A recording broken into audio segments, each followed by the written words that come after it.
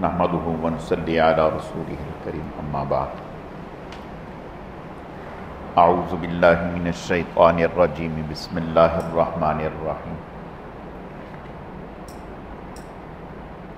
لقد کان لکم فی رسول اللہ اسوۃ حسنہ صدق اللہ مولانا العظیم۔ میرے عزیز و دوستو، اللہ رب العزت کا بے حد کرم ہے، احسان ہے کہ اللہ پاک نے ہمیں دین سیکھنے، سمجھنے اور عمل کے جذبے سے جمع فرمایا ہے۔ اللہ تعالی ہم سب کے آنے کو، جمع ہونے کو، مل بیٹھنے کو اپنی بارگاہ میں اعلیٰ درجے میں قبول فرمائے، کمی کوتاہیوں کو معاف فرمائے۔ آپ صلی اللہ علیہ وسلم نے ایک عمل کے بارے میں بتلایا، فرمایا کہ وہ عمل جو ہے قیامت کے دن وزن اعمال میں سب پر بھاری ہوگا، یعنی نامہ اعمال میں جتنا اس کا وزن ہوگا اتنا کسی اور عمل کا وزن نہیں ہوگا۔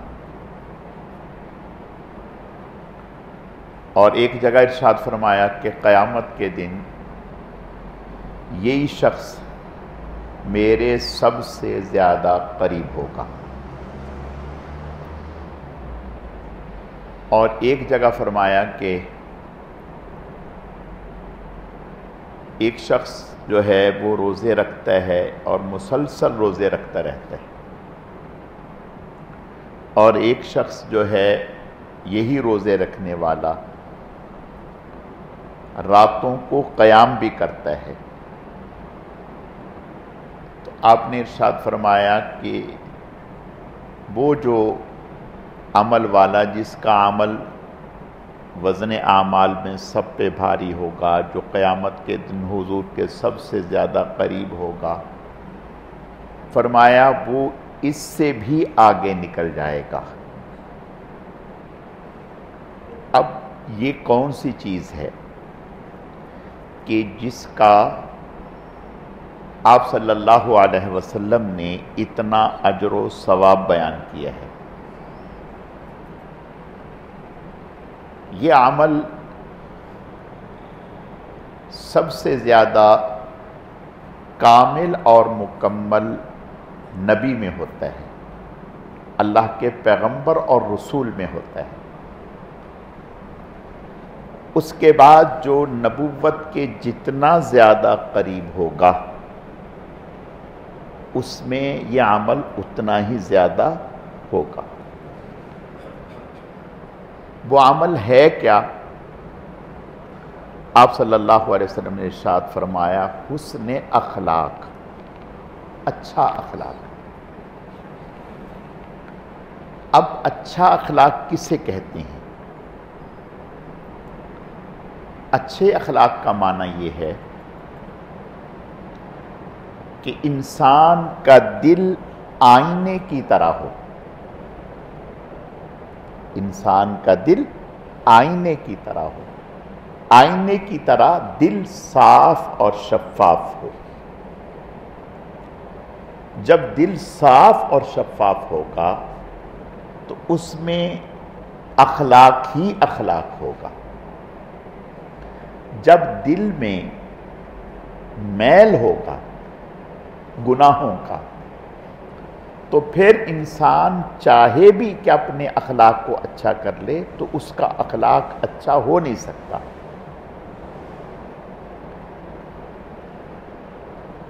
گناہ جو ہیں وہ ہمارے دل کو آلودہ کرتے ہیں، گناہ، اور گناہ ہمارے دل کو سخت کرتے ہیں۔ حدیث شریف میں آتا ہے، قرآن پاک میں اللہ پاک نے کفار کے بارے میں فرمایا کہ کافروں کے دل او اشد قسوہ وان من الحجارۃ لما يتفجر منه الانہار وَإِنَّ مِنْهَا لَمَا يَشَّقَّقُ فَيَخْرُجُ مِنْهُ الْمَاءُ وَإِنَّ مِنْهَا لَمَا يَهْبِطُ مِنْ خَشْيَةِ اللَّهِ وَمَا اللَّهُ بِغَافِلٍ عَمَّا تَعْمَلُونَ۔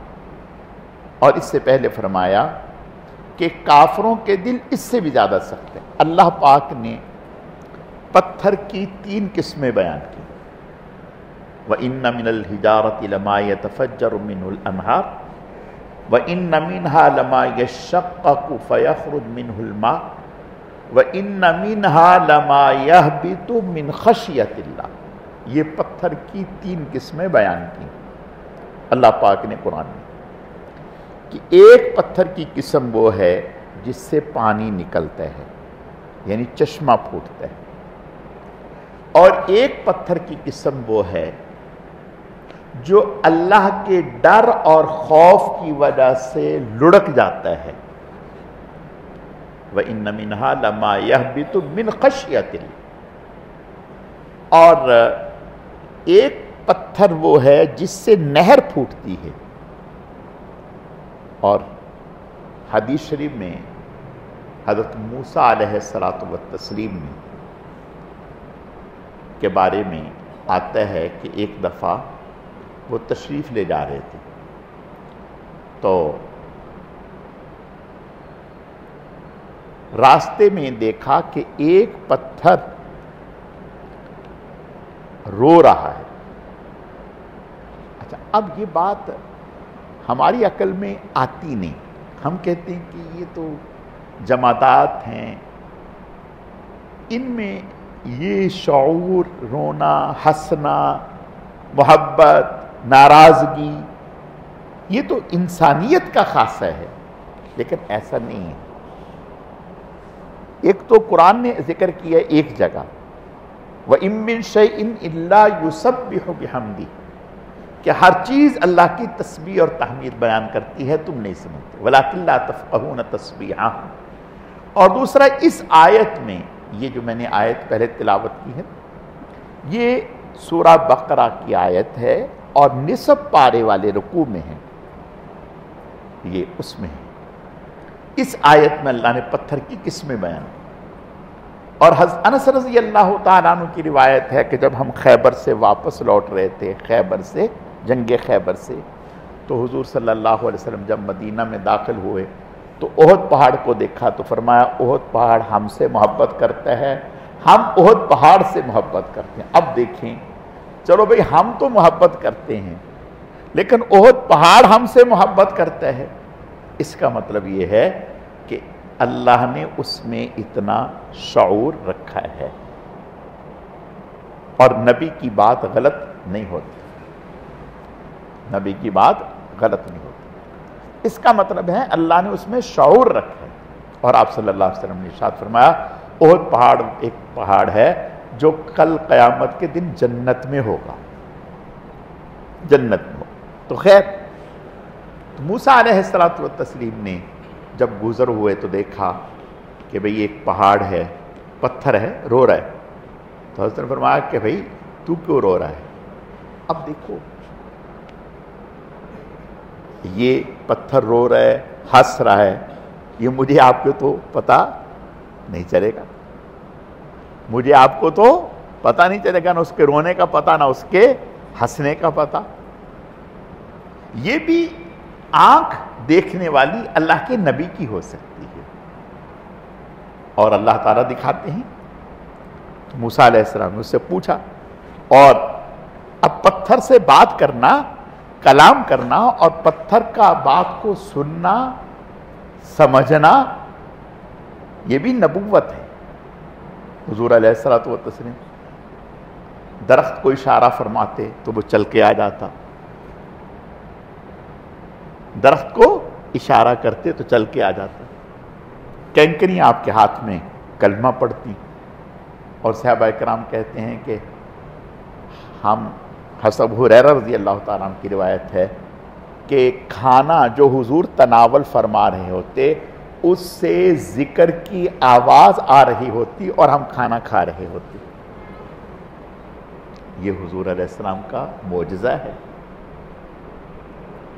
تو میں عرض یہ کر رہا تھا کہ پتھر کا رونا ہنسنا یہ ہم اس کو نہیں سمجھ سکتے، اللہ کے نبی سمجھتے۔ تو موسیٰ علیہ السلام نے اس سے پوچھا کہ بھئی آپ کیوں رو رہے ہیں؟ اس نے کہا میں اس بات پہ رو رہا ہوں کہ کل قیامت کے دن مجھے پتہ چلا کہ اللہ پاک نے قرآن میں ذکر کیا ہے کہ کل قیامت کے دن جہنم کا ایندھن پتھر اور انسان ہوں گے۔ یہ بھی اللہ نے ذکر کیا ہے پہلے پارے میں 3 رکوع میں، فَإِن لَّمْ تَفْعَلُوا وَلَن تَفْعَلُوا فَاتَّقُوا النَّارَ الَّتِي وَقُودُهَا النَّاسُ وَالْحِجَارَةُ، وَقُودُهَا النَّاسُ وَالْحِجَارَةُ، کہ اس کا ایندھن انسان اور پتھر ہوں گے۔ اللہ نے ذکر کیا وَقُودُهَا النَّاسُ وَالْحِجَارَةُ اُعِدَّتْ لِلْكَافِرِينَ، کافروں کے لیے تیار کی گئی۔ تو کہنے لگے کہ وہ جہنم کا ایندھن جو ہے وہ پتھر ہوں گے، تو مجھے ڈر لگا کہ شاید ان میں سے میں نہ ہوں۔ حضرت موسیٰ علیہ السلام فرمایا اچھا۔ حضرت موسیٰ علیہ السلام ایک طرف ہو کر اللہ کی بارگاہ میں دعا کی، کہا کہ یا اللہ پاک اس پتھر کو ان پتھروں میں شامل نہ فرما جو جہنم کا ایندھن ہوں گے۔ اللہ پاک نے موسیٰ علیہ السلام کی دعا کو قبول فرمایا کہ ٹھیک ہے، ہم انہیں ان میں شامل نہیں کریں گے۔ حضرت نے اس کو بتا دیا، اب وہ مسکرانے لگا، خوش ہو گیا۔ حضرت چلے گئے، جب پھر واپس لوٹے تو دیکھا پھر رو رہا ہے۔ حضرت نے فرمایا کہ اب کیوں رو رہا ہے بھائی؟ پہلے تو اس وجہ سے رو رہا تھا۔ کہنے لگا کہ جس رونے نے جہنم سے نجات دلائی اس رونے کو کیسے چھوڑ دو؟ جس رونے نے جہنم سے نجات دلائی اس رونے کو کیسے چھوڑ دو؟ تو میں عرض یہ کرنا چاہتا ہوں کہ اس سے یہ پتہ چلا کہ پتھر بھی روتے ہیں، پتھر سے پانی بہتا ہے، پتھر اللہ تعالیٰ کی خشیت سے، ڈر اور خوف سے لڑکتا ہے۔ یہ تو قرآن نے ذکر کر دیا۔ اللہ کہہ رہے ہیں وَإِذْ قَتَلْتُمْ نَفْسًا فَادَّارَأْتُمْ فِيهَا وَاللَّهُ مُخْرِجٌ مَا كُنْتُمْ تَكْتُمُونَ فَقُلْنَا اضْرِبُوهُ بِبَعْضِهَا۔ آگے بتاؤ گے؟ ثُمَّ يُرِيكُمْ بَعْضِهَا، آگے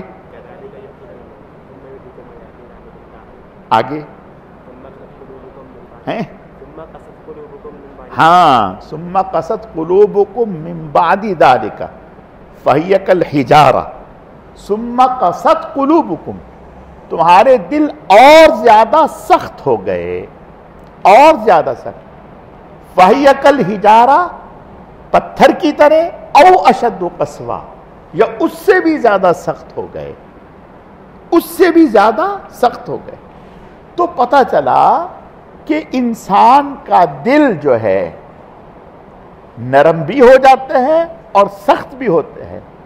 نرم ہوتے ہیں تو پانی سے بھی زیادہ نرم ہو جائے، اور سخت ہو جائے تو پتھر سے بھی زیادہ سخت ہو جائے۔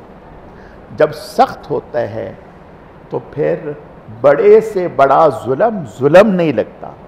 پھر انسانیت، اگر اس کے اندر سے انسانیت مر جائے، یعنی اس کا دل پتھر ہو جائے، تو پھر انسانیت کے لیے جتنا خطرناک یہ ہو سکتا ہے اتنا خطرناک بھیڑیا، اژدہا، شیر، درندہ یہ بھی نہیں ہوگا۔ اور اگر اس کا دل نرم ہو جائے تو پھر انسانیت کے لیے جتنا نافع، خیر خواہ یہ ہو سکتا ہے کوئی انسان نہیں ہو سکتا۔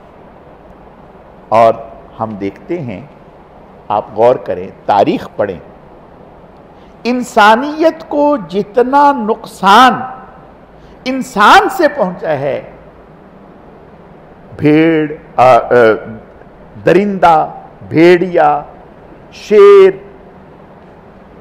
ان سے نہیں پہنچا۔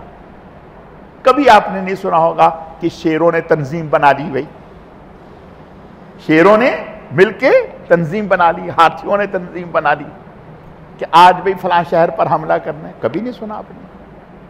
सांपों ने मिलकर तंजीम बना दी। तो भेड़िया ये इंसानियत के लिए इतना खतरनाक नहीं है जितना इंसान इंसान के लिए खतरनाक है। ये इंसानियत के लिए खतरनाक कब है? जब इसका दिल अंदर से सख्त हो जाएगा।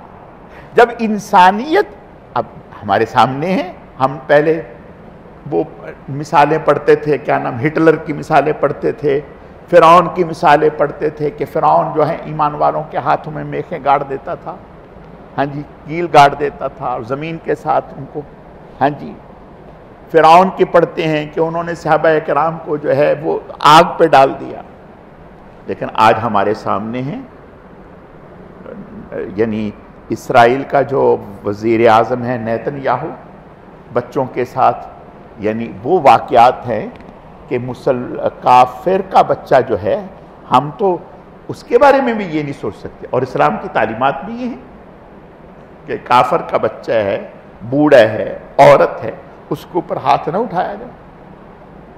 तो जिस कदर कत्लेआम बच्चों का, औरतों का, हमारी देखिए कुछ चीजें ऐसी हैं जो हमने किताबों में पढ़ रखी हैं लेकिन आंखों से देखी नहीं, तो उसके बारे में यकीन करने में जरा तरद्दुद होता है कि पता नहीं भाई कोई ज्यादा ही मुबालगा ना कर दिया हो। लेकिन ये तो हमारे सामने है, ये तो हमारे सामने। तो पता ये चला कि जब इंसान अंदर में उसका दिल वो सख्त हो जाए, पत्थर हो जाए, तो फिर सबसे ज्यादा इंसानियत के लिए खतरनाक वही है। उससे ज्यादा इंसानियत के लिए कोई खतरनाक नहीं। और अगर अंदर का दिल संवर जाए, अंदर का दिल संवर जाए और अंदर के दिल नरम हो जाए, फिर इंसानियत के लिए सबसे ज्यादा नाफे यही इंसान है। अब तारीख उठा करके देखिए, इंसानियत से इंसानियत को नफा भी सबसे ज्यादा इंसान से पहुंचा। अल्लाह के नबी ने इरशाद फरमाया, जब हुजूर सल्लल्लाहु अलैहि वसल्लम से पूछा गया, या रसूलल्लाह अय्युन्ना से अफजल, लोगों में बेहतरीन इंसान कौन सा है? तो आपने इरशाद फरमाया अनफाउन्नास, जिसकी जात से सबसे ज्यादा लोगों को नफा पहुंचे वो बेहतरीन इंसान है। जिसकी जात से सबसे ज्यादा नफा। अब सबसे ज्यादा नफा उस शख्स की जात से पहुंच सकता है जिसका दिल साफ होगा, शफाफ होगा, आईने की तरह होगा। हर इंसान के लिए, हत्ता के जानवर के लिए उसका दिल नरम होगा, तड़पता होगा, बेचैन और बेकरार होगा। यही इंसान हुजूर के ज़माने में जब आप नहीं आए थे, आप सल्लल्लाहु अलैहि वसल्लम दुनिया में तशरीफ नहीं लाए थे, तो यही इंसान ऐसा भेड़िया बन गया था, ऐसा भेड़िया बन गया था कि सुनकर रूह कांप जाती है। मैं और आप जिंदा जानवर के जिस्म को काटते नहीं। ये लोग, अरब के लोग, उस वक्त एक जानवर खड़े हैं, जैसे दुम्बा है, मिसाल के तौर पर दुम्बा है, तो उसकी जो पीछे वो चुकती होती है उसको काट लिया और उसको पका लिया। जिंदा जानवर को काट दिया, उसकी कोखें काट दी। यानी ऐसे ऐसे जुल्म कि हम सोच भी नहीं सकते, लेकिन ये कब? जब अंदर में इंसानियत का दिल नहीं। ये हुजूर के आने से पहले इंसानियत का हाल ये था।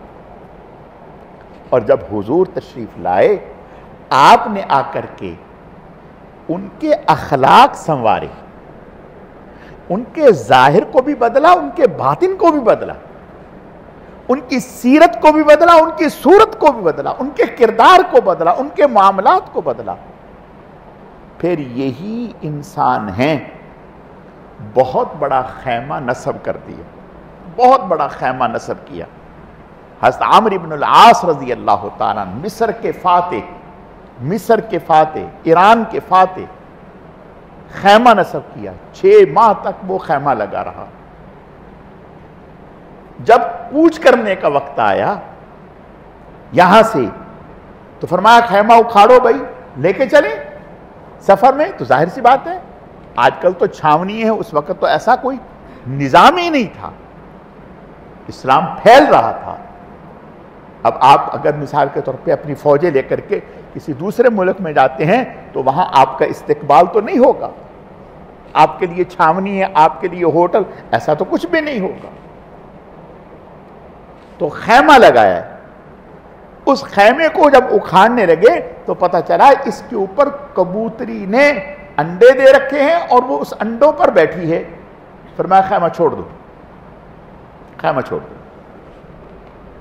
اس کبوتری کے لیے خیمہ چھوڑ دیا گیا اور وہ خیمہ لگا رہا. یہ چلے گئے. اس خیمے کو دیکھ کر وہاں شہر آباد ہو گیا اور اس شہر کا نام ہی جو ہے خیمۃ الفسطاط کے نام سے ہو گیا. یہ نام پڑ گیا. کتوں کے لیے، گدھوں کے لیے الگ وقف قائم کیا، ایک فنڈ قائم کیا جہاں سے ان کا علاج ہوتا تھا. تابعی ہیں لیث بن سعد رضی اللہ تعالی، ایک مکان خریدا. جب مکان خریدا تو وہ پتا چلا کہ اس مکان میں یتیم بچے رہتے ہیں، بیوہ رہتی ہیں اور یتیم بچے رہتے ہیں. اب جب یہ پتا چلا تو مکان خالی کرانے کی بجائے مکان ہی ان کے نام کر دیا. بات سمجھ میں آ رہی؟ خالی کرانے کی بجائے مکان ہی ان کے نام کر دیا. کہا یہ آپ کے نام مکان ہے. یہ کب ہے؟ یہ وہی طبقہ ہے، یہ وہی معاشرہ ہے جو چھوٹی سی بات پر کہ آپ نے اپنے جانور کو پہلے پانی کیوں پلایا، میں نے پلانا تھا، اس بات پر جنگ چلی اور 100 سال تک جنگ ہوتی رہی. ایک دوسرے کے ہزاروں انسان قتل کر دیے اتنی بات پر. اب یہی وہ طبقہ ہے کہ میدان جہاد میں زخموں سے چور پڑے ہیں. میدان جہاد میں زخموں سے چور پڑے ہیں، یعنی جاں بلب ہیں، روح پرواز کرنے والی ہے. ایک صحابی پانی لے کر کے نکلے اپنے چچا زاد بھائی کی تلاش میں. تو دیکھتے پہلے شہداء میں دیکھا، نظر نہیں آئے. زخمیوں میں دیکھا تو نظر آئے. ان کے پاس پہنچے، سلام کیا. انہوں نے آنکھیں کھولی، انہوں نے خیریت معلوم کری، انہوں نے اشارے سے جواب دیا. انہوں نے پانی کہا، پانی پلاؤں؟ کہا اشارے سے کہا. انہوں نے پانی ڈال کے پیالے میں ان کو دیا. انہوں نے ہونٹوں کے قریب کیا کہ پاس ہی ایک اور زخمی تھا جو زخموں سے چور تھا. اس نے آنکھ کھینچی. انہوں نے آنکھوں سے دیکھا ادھر، اشارہ کرتے کہ پہلے ان کی طرف بڑھے. تو تیسرے نے آنکھ کھینچی، ان کی طرف بڑھے. ابھی وہ پی نہ سکے تھے کہ روح پرواز کر گئی. دوسرے کے پاس آئے، ان کی روح پرواز کر گئی. تیسرے کے پاس آ گئے، ان کی روح پرواز کر گئی. ہر ایک نے دوسرے کی بن جائے، میری بگڑتی ہے بگڑ جائے، دوسرے کی سنور جائے، دوسرے کی زندگی بن جائے، دوسرے کی زندگی بچ جائے، میری بگڑتی ہے بگڑ جائے، پرواہ نہیں. جان دے دی دوسرے کے بنانے کے چکر میں. آج جان دی جا رہی ہے اپنی بنانے کے چکر میں. آج جان دی جا رہی ہے اپنی بنانے. یہ کوئی کمال کی بات تو نہیں. یہ کیا کمال ہے؟ اپنے بچے تو کتی بھی پال لیتی ہے، کتیا بھی پال لیتی ہے. اپنے بچے تو سور اور خنزیر بھی پالتے ہیں. اگر ہم نے اپنے بچوں کو پال لیا تو کیا کمال کیا. یہ تو جانور بھی پالتے ہیں. اللہ نے ہمیں اشرف المخلوقات بنایا ہے اور ہم رسول اللہ کے نائب ہیں. ہمیں آپ کی نیابت ملی ہے. اس نیابت کا تقاضا کیا ہے؟ اس نیابت کا تقاضا یہ ہے کہ ہم اپنی چھوڑ کر دوسرے کی فکر کریں. ہم اپنی چھوڑ کر دوسرے کی فکر کریں. چلو اگر اپنی نہ چھوڑیں کوئی بات نہیں, دوسرے کی فکر کریں, لیکن دوسرے کی بدخواہی تو نہ ہو. یہ کب ہوگا؟ جب اخلاق اچھے ہوں گے. اخلاق کب اچھے ہوں گے؟ دیکھو, کہنے کو تو میں بھی کہتا ہوں میرے اخلاق اچھے ہیں. ہم کون کہتا ہے کہ میرے اخلاق اچھے نہیں؟ کوئی ہم میں سے ہے جو کہے میرے اخلاق نہیں؟ سب کہے گا میں تو جنید بغدادی تو میں ہوں. نہیں میرے پیاروں, نہیں. ہمارے اخلاق اچھے اس وقت ہوں گے جب ہمارا دل آئینے کی طرح ہوگا. دل آئینے کی طرح. جب دل آئینے کی طرح ہوگا پھر اس دل میں انسان تو انسان, جانور کی بھی خیر خواہی, ہمدردی اور محبت ہوگی. حضرت بختیار کاکی رحمت اللہ علیہ بارش ہو رہی تھی, تہجد کے لیے اٹھے. جب بارش ہو رہی تھی تہجد کے لیے اٹھے تو دیکھا کہ ایک کتے کا بچہ بارش میں بھیگ رہا ہے, ٹھٹھر رہا ہے. حضرت کی نظر پڑی, اس کو اٹھایا, اٹھا کر اپنے بستر میں اس کو سلا دیا.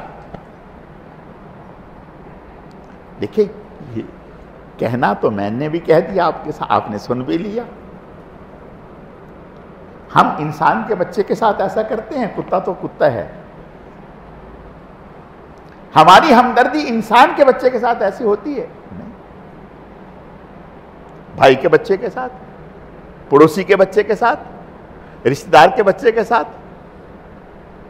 سوال ہی پیدا نہیں. کیوں نہیں؟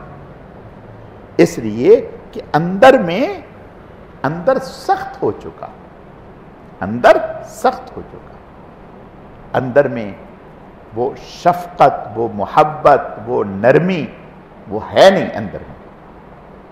اور وہ کہاں سے آئے گی؟ وہ ساری کی ساری چیزیں جو دنیا میں ہیں یہ دل کو سخت کرنے والی, صرف اور صرف دل کو نرم کرنے والی چیز جو ہے وہ اللہ کا ذکر ہے. اب یہ میں علاج کی طرف آ رہا ہوں, علاج کی طرف کہ بھئی دل میں سختی تو ہے. اب ذکر, محض ذکر کرنے سے بات نہیں بنے گی, یہ بھی یاد رکھیے. ذکر کرنا, دھیان سے کرنا, اللہ تعالیٰ کی محبت کے جذبے اور نیت کے ساتھ کرنا, باوضو ہو کر کرنا, کثرت سے ذکر کرنا, کثرت سے ذکر کرنا, ہمیشہ ذکر کرنا. یہ کر کے دیکھیں, یہ کر کے دیکھیں. یہ چیز ہے جو ہمارے دل کو دھونے والی ہے. اللہ کے نبی صلی اللہ علیہ وسلم نے ارشاد فرمایا کہ جیسے لوہے کو زنگ لگتا ہے, جیسے لکڑی کو دیمک کھا جاتی ہے, اسی طرح دلوں کو بھی زنگ لگتا ہے. اور فرمایا کہ دلوں کا زنگ دور کرنے کی جو چیز ہے وہ اللہ کا ذکر ہے, وہ اللہ کا ذکر ہے. اب دیانتداری سے بتائیں, ہم سے تو نماز نہیں پڑھی جاتی, ذکر تو آگے کی بات ہے.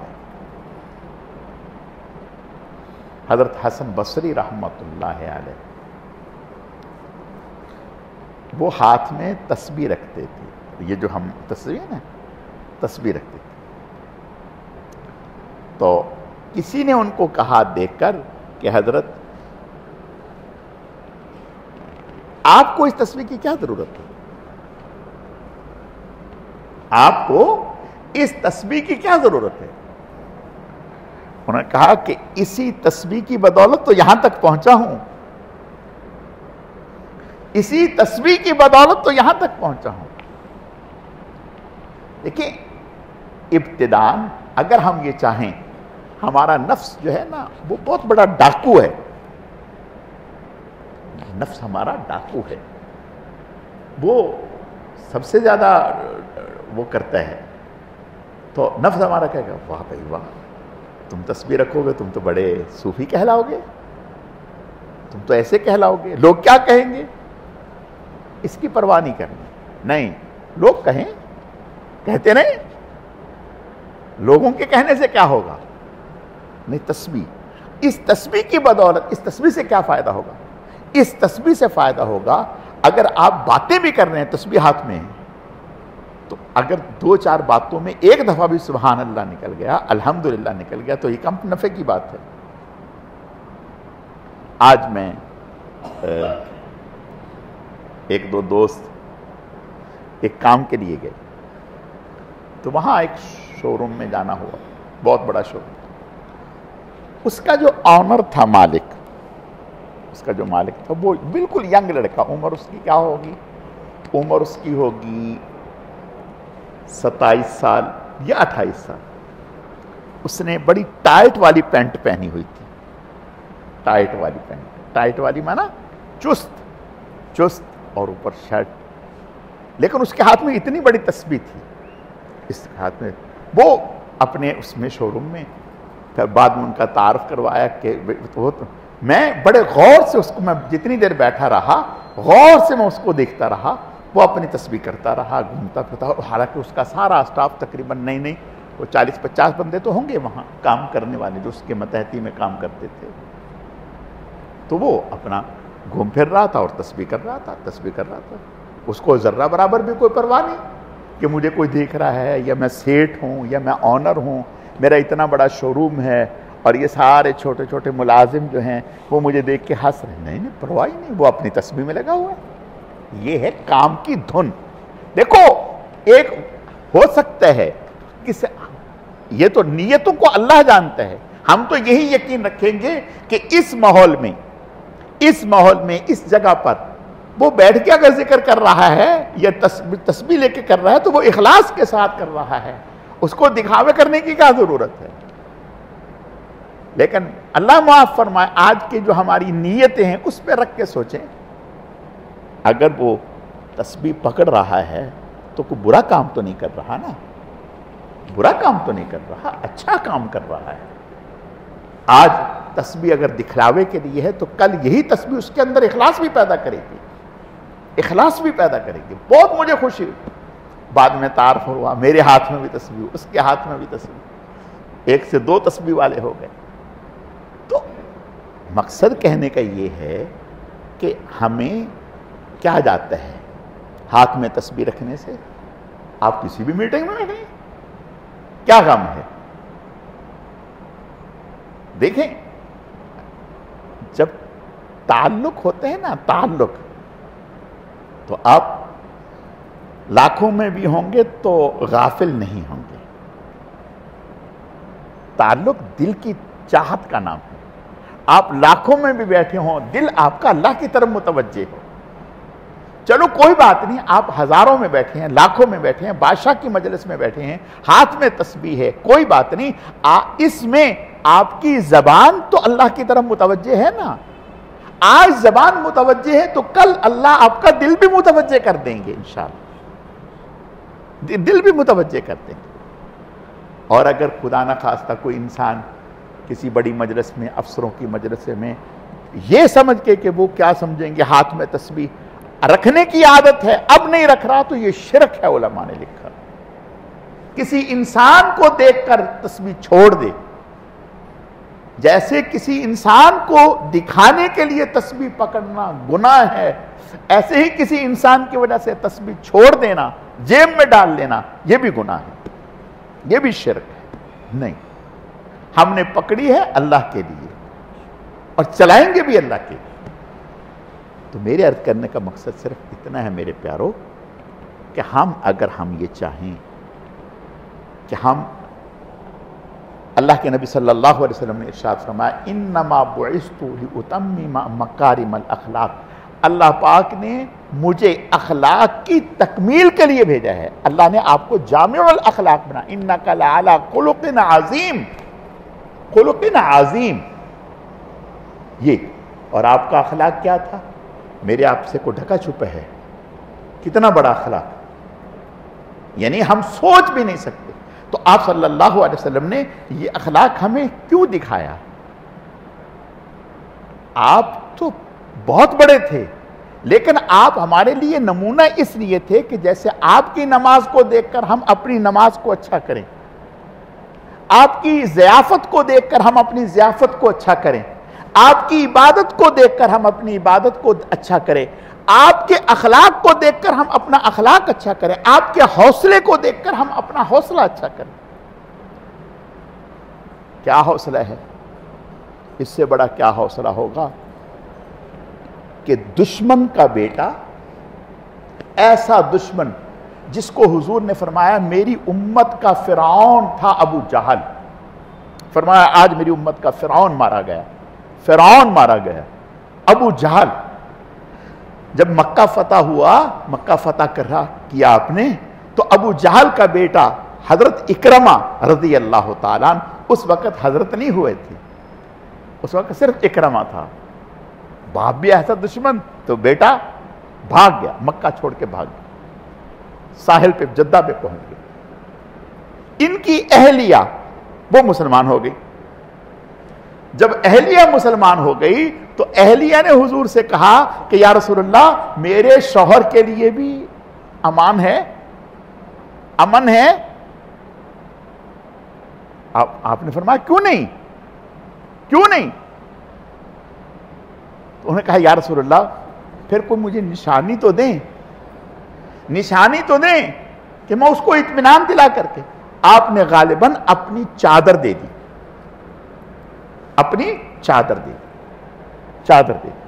وہ چادر لے کے گئیں، کہا اکرمہ رضی اللہ، اکرمہ کیا ہو گیا، کہاں جا رہے ہو؟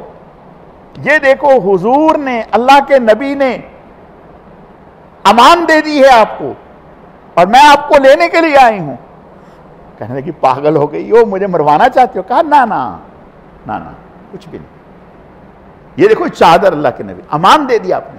کہا انہوں نے مجھے امان دے دی؟ کہا ہاں آپ کو امان دے دی۔ جب یہ اکرمہ رضی اللہ تعالیٰ تشریف لائے، آپ کھڑے ہو گئے، اٹھ کے کھڑے ہو کے استقبال کیا، سینے سے لگایا، فرمانے لگے اے کوئی الفاظ ہیں بہت خوبصورت، وہ ارشاد فرمائے، وہ ارشاد فرمائے۔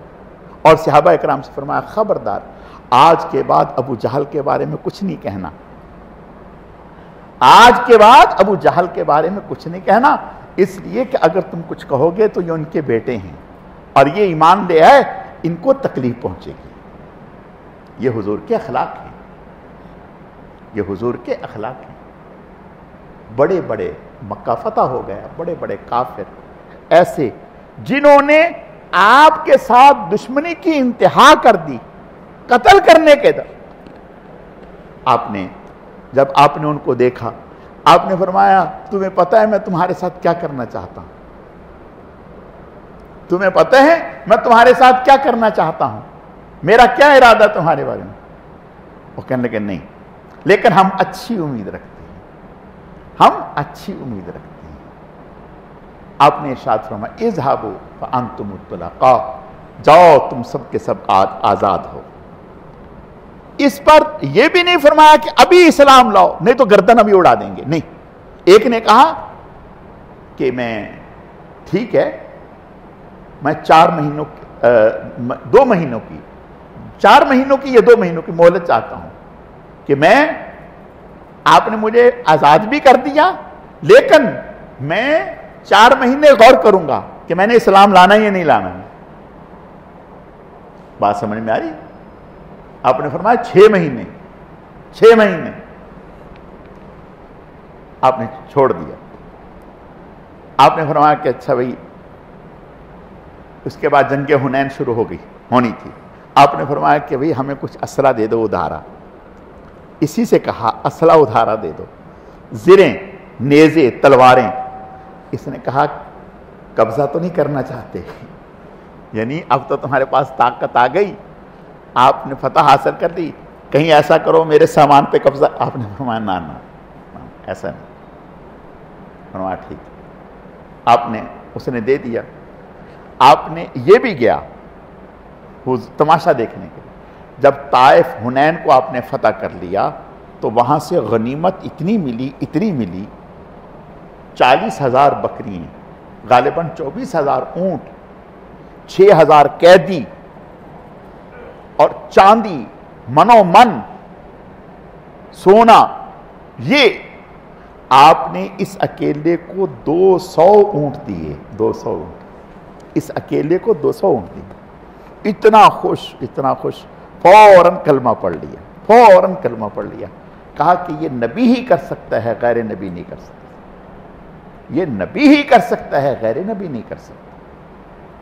تو میرے عزیزو دیکھو، اگر ہم یہ چاہتے ہیں کہ ہم سے کوئی اللہ دین کا کام لے لے، دیکھو ایک بات یاد رکھو، میں آپ کچھ بھی نہیں، ہماری کیا حیثیت ہے، ہماری کیا اوقات ہے، کچھ بھی نہیں۔ وہ اگر ہم سے کوئی دین کا خیر کا کام لے لے تو اس کا ہم پر احسان ہے، ہم پر احسان ہے۔ اگر ہم یہ چاہتے ہیں کہ اللہ ہم سے کوئی دین کا کام لے لے تو پھر وہ ایک مثال مشہور ہے، کہہ رہے ہیں کہ اگر ہاتھی والوں سے دوستی کرنی ہوگی تو دروازے، کیوں بھئی کیا کہتے ہیں، دروازے بڑے رکھیں۔ اونٹ والے سے دوستی رکھنی ہے تو دروازے بڑے رکھیں۔ جب نبی سے دوستی کرنی ہے تو پھر دل بڑے رکھنے ہوں گے، نہیں سمجھ میں؟ جب نبی سے دوستی کرنی ہے، نبی سے تعلق کرنا ہے، اللہ سے تعلق بنانا ہے، پھر دین کا کام ایسے نہیں ہوگا، پھر دین کا کام ایسے نہیں ہوگا، پھر تو حوصلے بڑے کرنے ہوں گے۔ آپ نے قاتل کو سینے سے لگایا، قاتل کو سینے سے لگایا۔ ایک شخص مکہ سے اس حنین میں، مکہ سے حنین میں نیزہ چھپا کر نکلا کہ حنین میں موقع ملے گا تو میں آپ کا کام اتار دوں گا، اللہ اکبر۔ اب وہ تلاش میں اور حضور کے قریب آتا گیا۔ صحابہ کرام نے بھانپ لیا، کچھ صحابہ کرام نے چاہا کہ اس کو راستے میں صاف کر دیں۔ جب بالکل وہ قریب آ گیا، پیچھے کی سائیڈ آ گیا، آپ اس کی طرف متوجہ ہوئے۔ آپ نے فرمایا یہ کیا شیطانی چیزیں اپنے دل میں بسائے بیٹھے ہو، یہ کیا دل میں اپنے اندر شیطانی چیزیں بسائے بیٹھے ہو، قریب آؤ۔ آپ نے اس کو قریب کیا، اس کے سینے پہ ہاتھ پھیرا، اللہ اکبر، اور فرمایا کہ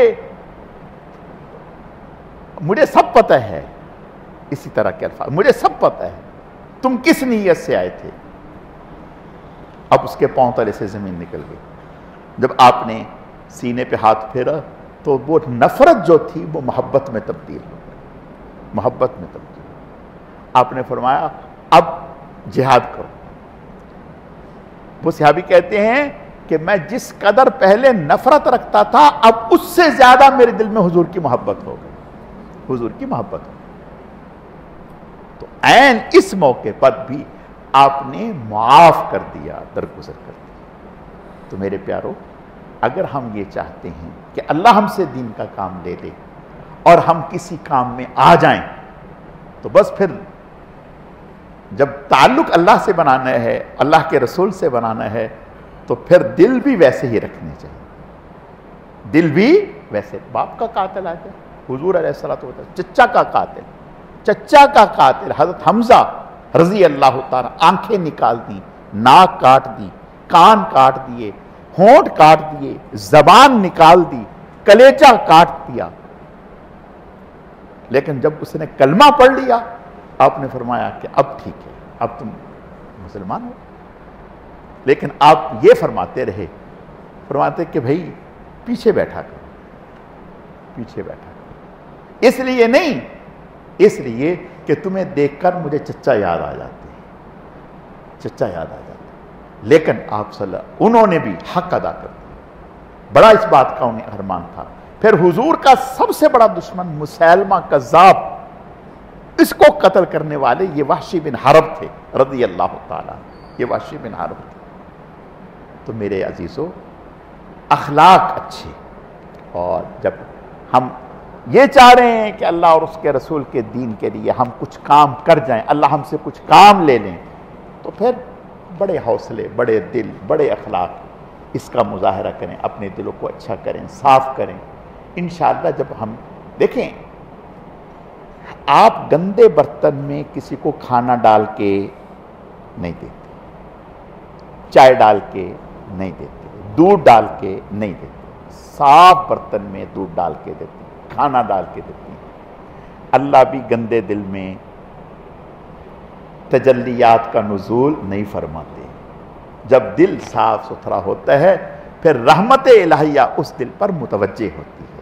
اللہ تعالیٰ سمجھنے کی، عمل کرنے کی توفیق عطا فرمائے۔ الحمدللہ رب العالمین والعاقبۃ للمتقین والصلاة والسلام علی سید المرسلین اللہم صلی علی محمد النبی الامی وعلی آلہ واصحابہ وبارک وسلم وصلی علیہ۔ اے اللہ، جو کچھ کہا سنا گیا اپنی بارگاہ میں قبول فرما، کمی کوتاہیوں کو معاف فرما، اعمال میں اخلاص پیدا فرما، اپنی رضا نصیب فرما، بہکنے بھٹکنے گمراہ ہونے سے ہماری حفاظت فرما۔ یا اللہ، اپنے کرم سے، اپنی رحمت سے ہمارے دلوں کو آپس میں جوڑ دیجئے، ایک دوسرے کی محبت، اپنی رضا کے لیے محبت پیدا فرما دیجئے۔ اے اللہ، نفس اور شیطان کے حملوں سے ہماری حفاظت فرما دیجئے۔ یا اللہ، ہمیں اپنے نبی صلی اللہ علیہ وسلم کے مبارک طریقوں پر چلنے کی توفیق عطا فرما دیجئے۔ یا اللہ، ہم کمزور ہیں، اپنے کرم سے ہماری کمزوریوں کو دور فرما دیجئے، اعلیٰ اخلاق نصیب فرما دیجئے۔ اے اللہ، اعلیٰ اخلاق نصیب فرما دیجئے، اپنے محبوبین، مقربین، مخلصین، متقین بندوں میں شامل فرما دیجئے۔ یا اللہ، ہم تو گندے سندے تھے، نالائق تھے، ہیں، آپ اپنے کرم سے ہمیں اپنے محبوبین میں شامل فرما دیجئے، مقربین میں شامل فرما دیجئے۔ ہمارے اخلاق اچھے کر دیجئے، ہمارے اعمال اچھے کر دیجئے، ہمارا ظاہر اچھا کر دیجئے، ہمارا باطن اچھا کر دیجئے، ہماری صورت اچھی کر دیجئے، ہماری سیرت اچھی کر دیجئے۔ اے اللہ، ہمیں اچھے لوگوں میں شامل فرما دیجئے، ہماری کمزوریوں سے درگزر فرما دیجئے۔ اے اللہ، ہمیں اپنے محبوبین میں شامل فرما دیجئے۔ اے اللہ، ہمیں اپنے بندوں کے لیے نافع بنا دیجئے۔ اے اللہ، ہمیں اپنے بندوں کے لیے نافع بنا دیجئے۔ یا اللہ پاک، اس وقت جو ہمارے ملک کی موجودہ صورتحال ہے، سیلاب کی صورت ہے، سیلاب کی تباہ کاری ہیں، ہر طرف سیلاب کی تباہ کاری ہیں۔ اے اللہ، اس موقع پر ہمیں اپنے بندوں کی خدمت کا اے اللہ ذریعہ بنا دیجیے، اے اللہ ذریعہ بنا دیجیے، اے اللہ ذریعہ بنا دیجیے۔ آپ جس سے چاہتے ہیں کام لیتے ہیں، یا اللہ پاک، آپ جس سے چاہتے ہیں کام لیتے ہیں۔ یا اللہ، ہمیں اپنے کرم سے اخلاص کے ساتھ یا اللہ اپنے بندوں کی خدمت کو دین سمجھ کر، اپنی رضا سمجھ کر کرنے کی توفیق عطا فرما دیجیے۔ اے اللہ، اس سلسلے میں ہمیں شرف قبولیت نصیب فرما دیجیے۔ جتنے بھی لوگ اے اللہ اس عظیم کام میں لگے ہوئے ہیں، ان کی خدمات کو قبول فرما دیجیے، انہیں اپنی شایان شان اجر بدلہ اور ثواب عطا فرما دیجیے۔